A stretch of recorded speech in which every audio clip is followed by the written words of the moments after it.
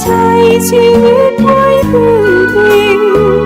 ทานศีลภาวนาทำให้ครบถ้วนเกิดสุขแท้จริงเพิ่มบุญกุศลสูงยิ่งบุญทอดกฐินทาน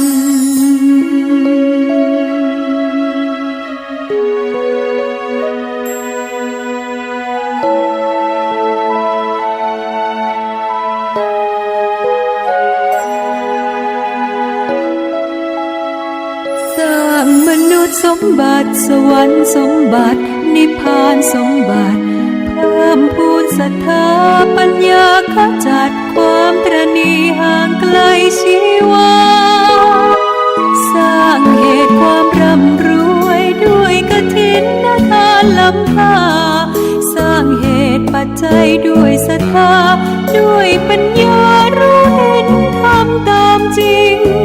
ขอเชิญสาธุชนสร้างบุญกุศลยิ่งใหญ่ร่วมทอดกฐินด้วยใจสร้างหลักชัยชีวิตไว้พึ่งพิง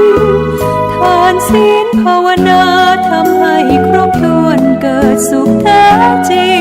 เพิ่มบุญกุศลสูงยิ่งบุญทอดกฐิน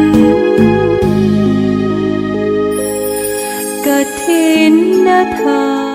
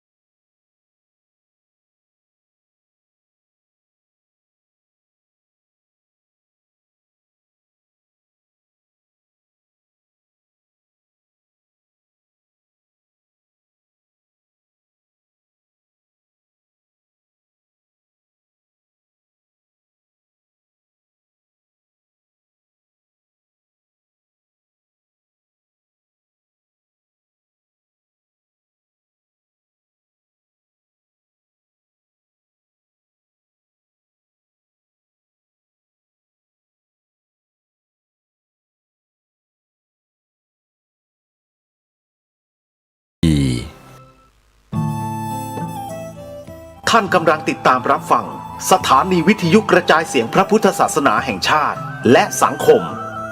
คลื่นเพื่อการศึกษาพระพุทธศาสนาและวัฒนธรรมระบบ FM 104.5 เมกะเฮิรตซ์รายการต่อไปเป็นรายการคดีโลกคดีธรรม